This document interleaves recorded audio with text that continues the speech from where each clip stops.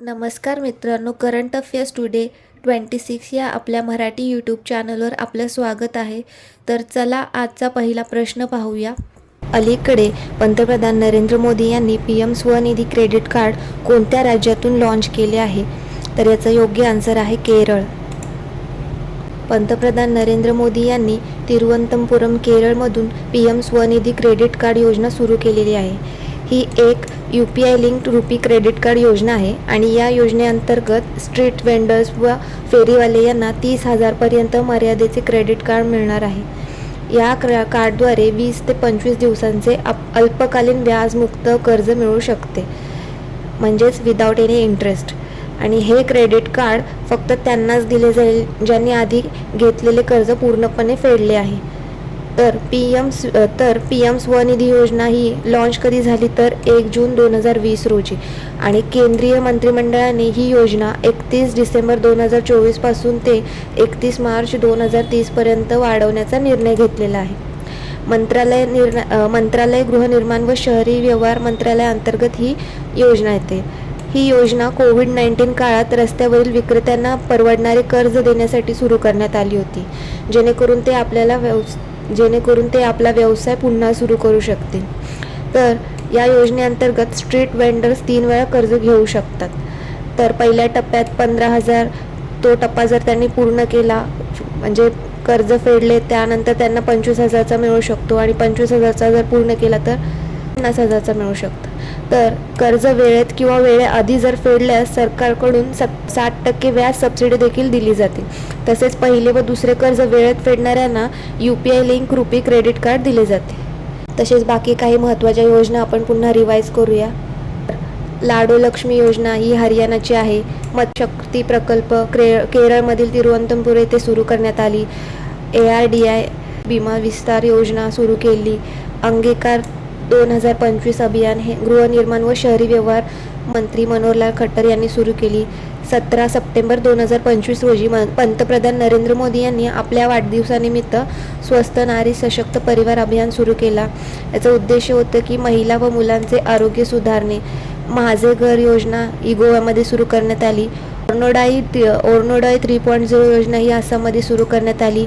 मुख्यमंत्री सेहत विमा योजना ही पंजाबमध्ये सुरू करण्यात आली. मुख्यमंत्री भारत दर्शन योजना ही बिहारमध्ये सुरू करण्यात आली. याचा बेनिफिट हा इयत्ता 9वी ते 12वी मधील शासकीय शाळेतील विद्यार्थ्यांसाठी आहे. आणि तसेच ग्रीन डिपॉझिट योजना ही मेघालयमध्ये सुरू करण्यात आली. प्रेरणा स्कीम ही आसाममध्ये सुरू करण्यात आली. म्हणजे ही स्कीम आसाममधील शिकणाऱ्या इयत्ता 10वीच्या विद्यार्थ्यांना आर्थिक मदत देण्यासाठी ही योजना सुरू करण्यात आली.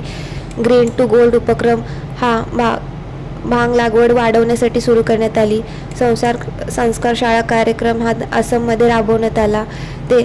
हा कार्यक्रम 4 ते 14 वर्ष वयोगटातील मुलांसाठी व मुलांना चांगले संस्कार देण्यासाठी राबवण्यात आला. आणि ही आपण योजना बघितली मागेच की मुख्यमंत्री सेहत योजना. तर या महत्त्वाच्या योजना आहेत, लक्षात ठेवा. पुढील प्रश्न पाहूया. तर अलीकडे ऑलिम्पिक काउन्सिल ऑफ एशिया याचे अध्यक्ष म्हणून कोणाची नियुक्ती करण्यात आली? तर याचं योग्य आन्सर आहे शेख जोवान बिन अहमद अल थानी. तर कतार ऑलिम्पिक समितीचे अध्यक्ष शेख जोवान बिन अहमद अल थानी यांनी नुकतीच ऑलिम्पिक काउन्सिल ऑफ एशिया ह्याचे अध्यक्ष म्हणून निवड झालेली आहे. त्यांनी रणधीर सिंग यांची जागा घेतलेली आहे. रणधीर सिंग यांनी अलीकडेच राजीनामा दिला आहे, कारण त्यांना काही हेल्थ इश्यूज आहेत म्हणून. तर रणधीर सिंग यांचा कार्यकाळ 2024 ते 2028 असा होता, पण त्यांना हेल्थ इश्यूमुळे त्यांनी राजीनामा दिलेला आहे. ऑलिम्पिक काउन्सिल ऑफ एशियाचे अध्यक्ष होणारे पहिले भारतीय देखील रणधीर सिंग आहेत. तर ऑलिम्पिक काउन्सिल ऑफ एशिया याचं कार्य आशियाई खेळाचे आयोजन करणे आहे आणि याची स्थापना 1982 रोजी झाली आणि याचं मुख्यालय आहे कुवेत सिटी. तसेच इंडियन ऑलिम्पिक काउन्सिलची स्थापना कधी झाली आहे? तर याची 1927 रोजी आणि याचे हेड कोण आहेत? तर PT Usha. International Olympic committee याची स्थापना कधी झाली आहे? 23 जून 1894 रोजी आणि याचे मुख्यालय लॉझन स्वित्झर्लंडला आहे आणि ह्याचे हेड आहेत क्रिस्टी कोबर्टी. आणि एशियन गेम खेळचे पहिले आशियाई खेळ हा 1951 रोजी दिल्ली येथे झाला आणि 9वा आशियाई खेळ 1982 ला झाला, तोही देखील दिल्लीमध्ये. आणि तेव्हापासून मॅस्कॉट ठेवायची सुरुवात देखील झाली आहे, म्हणून हे लक्षात ठेवा. पहिला मॅस्कॉट होता अप्पू म्हणजेच हत्ती. आणि 19वी आशियाई खेळ 2023चा हा हाँगझोउ चीनमध्ये झाला. आणि 28वी आशियाई खेळ 2026 आयची जपानमध्ये होणार आहे, तर लक्षात ठेवा. तर असेच काही महत्त्वाचे आपण अपॉइंटमेंट्स रिवाईज करूया. तर बार्क इंडियाचे अध्यक्ष गौरव बॅनर्जी आहेत. भारतीय बॉक्सिंग महासंघाचे अध्यक्ष अजय सिंग बनले. भारतातील अमेरिकेचे राजदूत सर्जिओ गोर झाले. पंतप्रधानांचे उपराष्ट्रीय सुरक्षा सल्लागार अनिश दयाल सिंग झाले.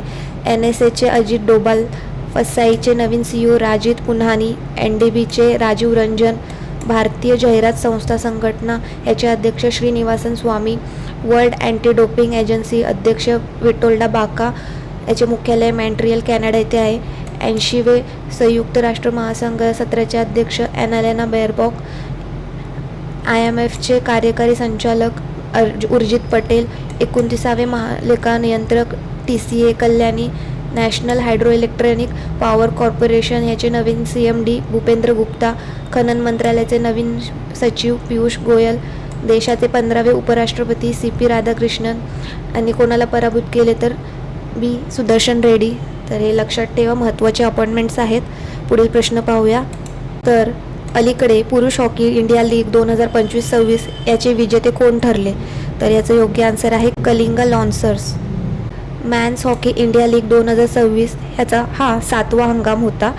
हा कालावधी 28 डिसेंबर 2025 ते 26 जानेवारी 2026 इतका चालला.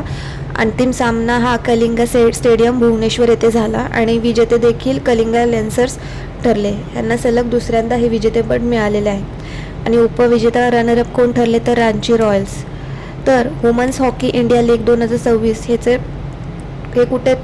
कुठे पार पडले तर जयपाल सिंग स्टेडियम रांची येथे. आणि ह्याचे विजेता कोण ठरले SG पायपर्स आणि उपविजेता बेंगॉल टायगर्स. तर लक्षात ठेवा. पुढील प्रश्न पाहूया. वायली रिसर्च हिरोज अवॉर्ड मिळवणारे पहिले भारतीय कोण ठरले? तर याचं योग्य आन्सर आहे डॉक्टर चंद्रकांत लहारिया. तर डॉक्टर चंद्रकांत लहरिया यांना वायली हिरोज पुरस्कार 2025ने सन्मानित करण्यात आलेले आहे. ते हा पुरस्कार मिळवणारे पहिले भारतीय ठरलेले आहेत. त्यांना हा पुरस्कार इम्पॅक्ट बियॉन्ड इमिया या शैक्षणिक क्षेत्राबाहेरील प्रभाव या श्रेणीत देण्यात आला आहे. जगभरातून फक्त 5 व्यक्तींना हा पुरस्कार देण्यात आला असून त्यांपैकी डॉक्टर चंद्रकांत लहरिया हे आहेत. त्यांनी लसीकरण, मातृ व शिशु आरोग्य, प्राथमिक आरोग्य व्यवस्था मजबूत करण्यासाठी महत्त्वपूर्ण संशोधन केलेले आहे. ते जागतिक आरोग्य संघटना WHOचे माजी कर्मचारी सदस्य देखील राहिले आहेत. लक्षात ठेवा. पुढील प्रश्न पाहूया. तर VPL इतिहासात शतक करणारी पहिली फलंदाज कोण ठरली आहे? तर याचं योग्य आन्सर आहे नेट सायबर ब्रँड. तर VPL म्हणजेच वुमन्स प्रीमियर लीग ह्याचा पहिला हंगाम कधी झालेला आहे तर 2023 रोजी. आणि विनर कोण ठरले तर मुंबई इंडियन्स. हा प्रश्न एक्झामला येऊन गेलेला आहे 2025मध्येच. तर दुसरा हंगाम 2024मध्ये रॉयल चॅलेंजर्स बेंगळुरू यांनी जिंकलेला आहे. आणि तिसरा हंगाम 2025 हा मुंबई इंडियन्स यांनी जिंकलेला आहे. आणि चौथा हंगाम आता चालू आहे, तो 9 जानेवारी ते 5 फेब्रुवारीपर्यंत राहणार आहे. आणि VPLच्या इतिहासात ही पहिलीच शतक आहे जी नेट सायबर ब्रँड यांनी पटकावलेलं आहे. चा विरोधी संघ कोण होता तर RCB. कुठे झाला हा तर वडोदरा येथे. अजून एक महत्त्वाचे न्यूज मी इथे कव्हर करते. अभिषेक शर्मा यांनी न्यूझीलंड विरुद्ध तिसऱ्या T20 सामन्यात फक्त 14 चेंडूमध्ये अर्धशतक झळकावले. यासह ते भारतासाठी दुसऱ्या क्रमांकाचे सर्वात जलद अर्धशतक करणारे देखील फलंदाज ठरले. तर लक्षात ठेवा. पुढील प्रश्न पाहूया. तर अलीकडे इंडिया एनर्जी वीक 2026चे आयोजन कुठे करण्यात आले? तर याचं योग्य आन्सर आहे गोवा. इंडिया एनर्जी वीक 2026 याचा 4था ॲडिशन होता. 27 ते 30 जानेवारी 2026 रोजी हा पार पडणार आहे. कुठे तर गोवा येथे. आणि याचे उद्घाटन कोणी केले तर पंतप्रधान नरेंद्र मोदी यांनी. ह्या गोष्टीचा उद्देश काय आहे तर ऊर्जा सुरक्षा म्हणजेच एनर्जी सिक्युरिटीसाठी गुंतवणूक वाढवणे आणि कार्बन उत्सर्जन कमी करणे. तर वर्ल्ड एनर्जी आउटलुक रिपोर्ट ह्याचं मुख्यालय कुठे आहे नक्की, तर पॅरिस येथे. महत्त्वाचे दिवस बघा, आंतरराष्ट्रीय स्वच्छ ऊर्जा दिवस हा आपण 26 जानेवारी रोजी साजरा करतो. भारतीय अक्षय ऊर्जा दिवस आपण 20 ऑगस्टला साजरा करतो. राष्ट्रीय ऊर्जा संरक्षण दिवस हा 14 डिसेंबर रोजी साजरा करतो. वैश्विक ऊर्जा संक्रमण निर्देशांक 2025 हा भारताचा नंबर 71 आहे आणि टॉपला आहे स्वीडन. तर हे एनर्जी रिलेटेड काही महत्त्वाचे दिवस होते, ते आपण कव्हर केले, हेही देखील लक्षात ठेवा. पुढील प्रश्न पाहूया. तर अलीकडे आंतरराष्ट्रीय डेटा गोपनीयता दिवस म्हणजेच इंटरनॅशनल डेटा प्रायव्हसी डे कधी साजरा करण्यात आला, तर याचं योग्य आन्सर आहे 26 जानेवारी. तर डेटा संरक्षण दिवस हा याचं पहिल्यांदा कधी साजरा करण्यात आला, तर 2007 रोजी. यामागचं उद्देश हेच आहे की लोकांना डेटा सुरक्षा आणि गोपनीयतेबद्दल जागरूक करणे. ते दिवस डेटा प्रोटेक्शन डे म्हणून ओळखला जातो. तर आपण ह्या मंथचे काही महत्त्वाचे डेज पुन्हा रिवाईज करूया.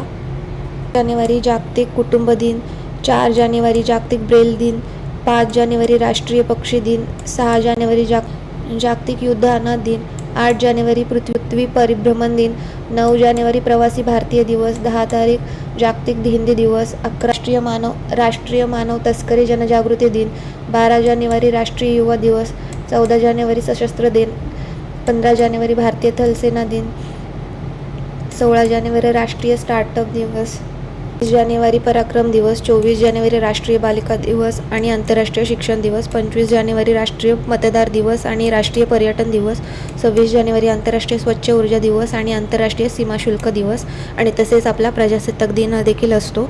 तर हे काही महत्त्वाचे डेज आहेत, ते लक्षात ठेवा. पुढील प्रश्न पाहूया.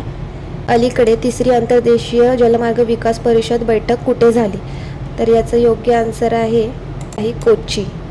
तर अंतर्देशीय जलमार्ग विकास परिषद दिवस याची 3री एडिशन होती, कोच्ची केरळ येथे झाली आणि याचे अध्यक्ष कोण होते तर सरबनंदा सोनोवाल. तर हे शिपिंग मंत्री आहेत, लक्षात ठेवा. आणि याचा उद्देश काय आहे करण्यामागे, तर भारतातील अंतर्देशीय जलपरिवहन नेटवर्कचा कसात गती आणणे. पूर्वीच्या आवृत्त्या कधी झाल्या, तर पहिली आवृत्ती ही कोलकाता येथे झाली 2024 मध्ये आणि दुसरी आवृत्ती ही काझीरंगा आसाम येथे झाली 2025ची आणि आत्ताची आपण 2026ची बघितली, कोच्ची केरळ येथे होणार आहे. भारताचे मुख्य राष्ट्रीय महामार्ग कोणते, तर हे देखील लक्षात ठेवा. नॅशनल वे 1 कोणत्या नदीवर आहे, तर गंगा, भागीरथी, हुगली नदी यावर. मार्ग कोणकोणत्या मार्गाने ती जाते, तर प्रयागराज ते हल्दिया इथपर्यंत आणि याची लांबी आहे 1620 किलोमीटर. सेकंड सगळ्यात लांब राष्ट्रीय जलमार्ग हा आसाम येथे आहे, ब्रह्मपुत्रा नदीवर. ती सर्दिया ते धुबरी या मार्गातून जाते आणि 891 किलोमीटर इतकं आहे. तर लक्षात ठेवा. पुढील प्रश्न पाहूया. अलीकडे निधन पावलेले इंद्रजित सिंग बिंद्रा कोणत्या संस्थेचे अध्यक्ष होते, तर याचं योग्य आन्सर आहे BCCI. इंद्रजित सिंग बिंद्रा यांचे 84 वर्षाच्या वयात निधन झालेले आहे. हे BCCIचे 1993 ते 1996ला अध्यक्षपद यांनी भूषवलेलं होतं. ह्यांनी पंजाब क्रिकेट असोसिएशनचे अध्यक्षपद देखील भूषवलेलं आहे 1978 ते 2014 रोजी. 2015ला मोहाली स्टेडियमचे नाव यांच्या सन्मानार्थ ठेवण्यात आलेलं आहे आणि यांची खास कामगिरी बघाल तर 1987मध्ये क्रिकेट वर्ल्ड कप भारतात आणण्यामध्ये यांची महत्त्वाची भूमिका ठरलेली आहे. रिलायन्स कप म्हणून ओळखला जाणारा हा इंग्लंडचा बाहेर होणारा पहिला वर्ल्ड कप होता हा. तर BCCI म्हणजेच board of control for cricket in India याची स्थापना 1928 रोजी झाली आणि याचे हेडक्वार्टर मुंबई येथे आहे आणि याचे सचिव आहेत देवजीत सेकिया आणि याचे अध्यक्ष कोण आहे सध्याचे, तर मिथुन मनस. पहिले अध्यक्ष कोण होते, तर आरी ग्रँड गोवन. हे एक्झामला प्रश्न येऊन गेलेला आहे, तर लक्षात ठेवा. तर अजून एक प्रश्न मी इथे ॲड करते. आपल्या महाराष्ट्राचे उपमुख्यमंत्री अजित पवार यांचे विमान अपघातात निधन झाले. तो विमान कोणता होता, तर लेझरजेट 45. कुठे, तर बारामती विमानतळावर लँडिंग दरम्यान त्यांचा क्रॅश झालेला आहे. आणि हे कोणत्या पक्षाचे होते, तर NCP म्हणजेच राष्ट्रीय काँग्रेस पार्टी.